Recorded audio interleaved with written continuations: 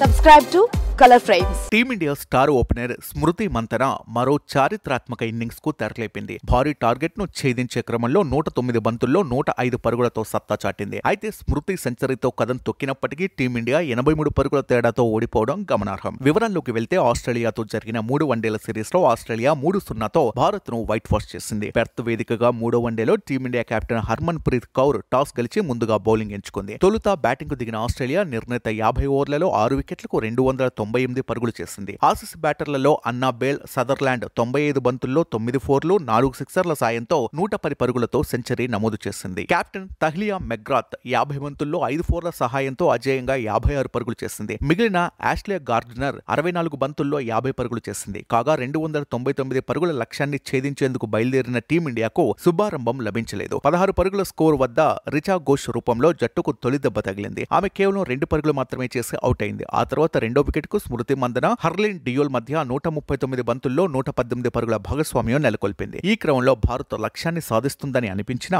ఆ తర్వాత 28వ ఓవర్లో హర్లిన్ డియోల్ రూపంలో జట్టుకు మూడో దెబ్బ తగిలింది. హర్లిన్ 64 బంతుల్లో 4 ఫోర్ల సాయంతో 39 పరుగులు చేసి పెవిలియన్ కు చేరుకుంది. ఆ తర్వాత వరుసగా వికెట్లు కోల్పోతూ టీమిండియా 215 పరుగులకే పరిమితమైంది. స్మృతి మందన 109 బంతుల్లో 14 ఫోర్లు 1 సిక్స్ సాయంతో 105 పరుగులు చేసింది. స్మృతి మందనకు ఇది 9వ వన్డే శతకం. కాగా భారత్ తరపున అరుంధతి రెడ్డి అత్యధికంగా 4 వికెట్లు తీసింది. ఆస్ట్రేలియా తరపున ఆష్లే గార్డినర్ అత్యధికంగా 5 వికెట్లు తన ఖాతాలో వేసుకుంది. ఇదిలా ఉంటే సెంచరీతో మందన అరుదైన రికార్డు క్రియేట్ చేసింది. ఒక క్యాలెండర్ ఇయర్ లో 4 వన్డే సెంచరీలు సాధించిన మొదటి మహిళా క్రికెటర్ గా రికార్డు నెలకొల్పింది. 2024లో ఆమె దక్షిణాఫ్రికా, న్యూజిలాండ్, ఆస్ట్రేలియా వంటి అగ్రశ్రేణి జట్లపై సెంచరీలు నమోదు చేసింది. ఇక ఆమె దక్షిణాఫ్రికాపై 2 సార్లు శతకాలు సాధించింది. వీడియో మీకు నచ్చినట్లయితే ప్లీజ్ లైక్ చేయండి, షేర్ చేయండి, కామెంట్ చేయండి.